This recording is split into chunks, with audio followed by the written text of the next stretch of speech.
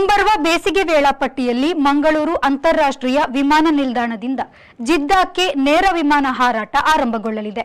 April 3ರಿಂದ ಪ್ರತಿ ಬುಧವಾರ ಸಾಪ್ತಾಹಿಕ ವಿಮಾನ ಹಾರಾಟ ನಡೆಸಲಿರುವುದನ್ನು ಏರ್ ಇಂಡಿಯಾ ಎಕ್ಸ್‌ಪ್ರೆಸ್ ತಿಳಿಸಿದೆ.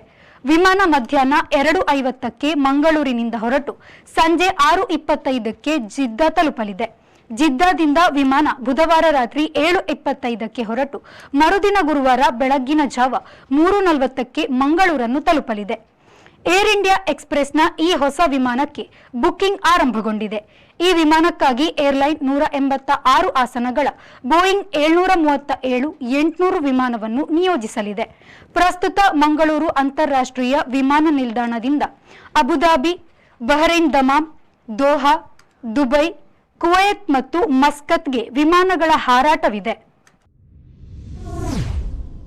ಸಾಣೆಹಳ್ಳಿಯಲ್ಲಿ ನಡೆದ ಸಾಹಿತ್ಯ ಸಮ್ಮೇಳನದ ಸಾಹಿತ್ಯ ಧಾರ್ಮಿಕ ದಾರಿಯಲ್ಲಿ ಮಠಗಳ ಕೊಡುಗೆಗೊಟ್ಟಿಯಲ್ಲಿ ಮಾತನಾಡಿದ ಕನಕಪೀಠದ ಈಶ್ವರಾನಂದಪುರಿಯವರು ಹಿಂದೆ ಬಾಗೂರಿನ ಚೆನ್ನಕೇಶವ ದೇವಾಲಯ ಪ್ರವೇಶಿಸಿದ್ದಕ್ಕೆ ಅದನ್ನು ತೊಳೆದು ಶುದ್ಧೀಕರಿಸಿದ್ದರು. ಇವರೆಲ್ಲ ದೇವಸ್ಥಾನ ತೊಳೆಯುವ ಬದಲು ತಮ್ಮ ತಮ್ಮ ಹೃದಯ ತೊಳೆದುಕೊಳ್ಳಲಿ.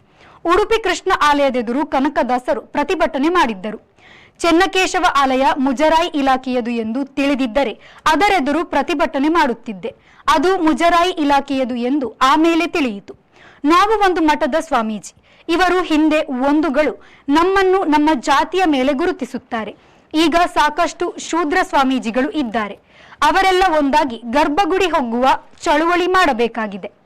ಒಂದೆರಡು ಕಡೆ ದೇವಸ್ಥಾನಕ್ಕೆ ಬಿಟ್ಟರು ನಮ್ಮನ್ನು ಗರ್ಭಗುಡಿ ಸೋಂಕಲು ಬಿಡುವುದಿಲ್ಲ. ನಾವೇನು ಹಿಂದೂ ಸ್ವಾಮೀಜಿಗಳಲ್ಲವೇ ಎಂದು ಈಶ್ವರಾನಂದಪುರಿಯವರು ಹೇಳಿದ್ದಾರೆ.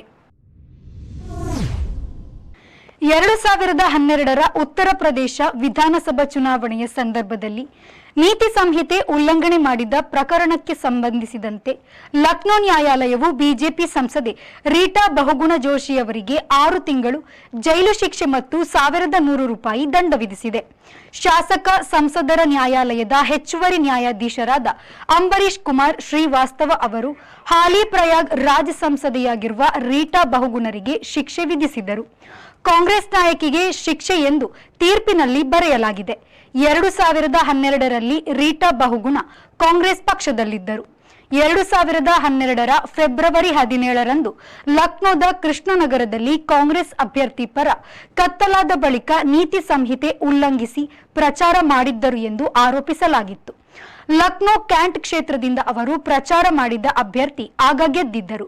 ಶಿಕ್ಷೆ ಆಗುತ್ತಲೇ ಸಂಸದೆಯನ್ನು ಕಸ್ಟಡಿಗೆ ತೆಗೆದುಕೊಳ್ಳಲಾಯಿತು. 20,000 ಶ್ಯೂರಿಟಿ ಮೇಲೆ ಅವರನ್ನು ಜಾಮೀನು ನೀಡಿ ಬಿಡುಗಡೆ ಮಾಡಲಾಯಿತು. ಉತ್ತರ ಪ್ರದೇಶದ ಮುಖ್ಯಮಂತ್ರಿ ಆಗಿದ್ದ ಎಚ್.ಎನ್. ಬಹುಗುಣರ ಮಗಳು ರೀಟಾ ಬಹುಗುಣ 2017ರ ವಿಧಾನಸಭಾ ಚುನಾವಣೆಗೆ ಮೊದಲು ಅವರು ಬಿಜೆಪಿಗೆ ಸೇರಿದ್ದರು. ರಾಷ್ಟ್ರೀಯ ಬಿಲ್ಲವರ ಮಹಾಮಂಡಲದ ರಜತ ಮಹೋತ್ಸವ ನಡೆಯಲಿದ್ದು, ಆ ಪ್ರಯುಕ್ತ ಪೂರ್ವಭಾವಿ ಸಭೆಯು ಮಾರ್ಚ್ 10ರಂದು ಚಿಕ್ಕಮಗಳೂರು ಜಿಲ್ಲೆಯ ಮಲ್ಲಂದೂರ್ ನಾರಾಯಣಗುರು ಸಮಾಜ ಸೇವಾ ಸಂಘದಲ್ಲಿ ಅಧ್ಯಕ್ಷರಾದ ರಾಘವೇಂದ್ರ ಪೂಜಾರಿಯವರ ನೇತೃತ್ವದಲ್ಲಿ ನಡೆಯಿತು. ಈ ಸಂದರ್ಭದಲ್ಲಿ ರಾಷ್ಟ್ರೀಯ ಬಿಲ್ಲವರ ಮಹಾಮಂಡಲದ ಅಧ್ಯಕ್ಷರಾದ ಡಾಕ್ಟರ್ ರಾಜಶೇಖರ ಕೋಟ್ಯಾನ್, ಉಪಾಧ್ಯಕ್ಷರಾದ ಹರೀಶ್ ಸಾಲ್ಯಾನ್, ಮಹಾಮಂಡಲದ ಸದಸ್ಯರಾದ ರತ್ನಾಕರ ಸಾಲ್ಯಾನ್ ಗೋವಾ, ವಾಸು ಪೂಜಾರಿ, ಗಣೇಶ್ ಪೂಜಾರಿ, ಉಪಾಧ್ಯಕ್ಷರಾದ ಸತೀಶ್ ಪೂಜಾರಿ, ಕಾರ್ಯದರ್ಶಿ ವಿಶ್ವನಾಥ ಪೂಜಾರಿ, ಕೃಷ್ಣ ಪೂಜಾರಿ ಹಾಗೂ ಮಲ್ಲಂದೂರು ಸಂಘದ ಸದಸ್ಯರು ಉಪಸ್ಥಿತರಿದ್ದರು. ರೂಪರ್ಷಿ ಮತ್ತು ರಿಯಾಲಿಟಿ ಶೋ ತಾರೆ ಪೂನಂ ಪಾಂಡೆ ಗರ್ಭಕಂಟಕದ ಕ್ಯಾನ್ಸರ್ನಿಂದ ನಾನು ಸಾವನ್ನಪ್ಪಿಲ್ಲ ಎಂದು ಘೋಷಿಸಿದ್ದಾರೆ.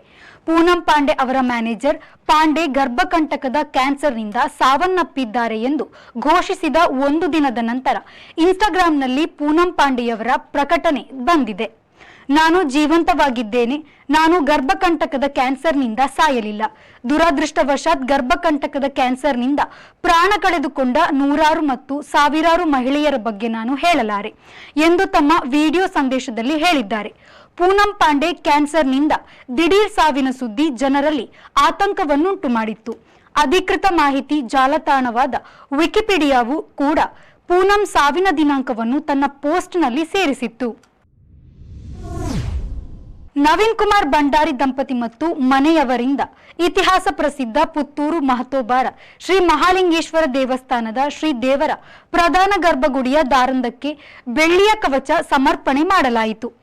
ದಾರಂದ ಕವಚಕ್ಕೆ ಸುಮಾರು 8 ಕೆಜಿ ಬೆಳ್ಳಿಯನ್ನು ಬಳಕೆ ಮಾಡಲಾಗಿದ್ದು, ಶ್ರೀ ಮಹಾಲಿಂಗೇಶ್ವರ ದೇವಳದ ಹಿಂದಿನ ಕಾರ್ಯನಿರ್ವಹಣಾಧಿಕಾರಿ ಮತ್ತು ತಾಲೂಕು ಪಂಚಾಯತ್ ಕಾರ್ಯನಿರ್ವಾಹಕ ಅಧಿಕಾರಿ ನವೀನ್ ಕುಮಾರ್ ಭಂಡಾರಿ ಮತ್ತು ಮನೆಯವರು ಬೆಳ್ಳಿಯ ದಾರಂದ ಕವಚ ಸಮರ್ಪಣೆ ಮಾಡಿದರು. ದಾರಂದ ಕವಚ ಕೆಲಸ ನಿರ್ವಹಿಸಿದ ಮುಳಿಯಾ ಜುವೆಲ್ಸ್ ಸಂಸ್ಥೆಯಿಂದ ಬೆಳಗ್ಗೆ ಮೆರವಣಿಗೆ ಮೂಲಕ ಬೆಳ್ಳಿಯ ದಾರಂದ ಕವಚವನ್ನು ದೇವಸ್ಥಾನಕ್ಕೆ ತರಲಾಯಿತು. ಬಳಿಕ ದೇವಳದ ಸತ್ಯಧರ್ಮ ನಡೆಯಲ್ಲಿಟ್ಟು ಸಮರ್ಪಣಾ ಪ್ರಾರ್ಥನೆ ಮಾಡಲಾಯಿತು.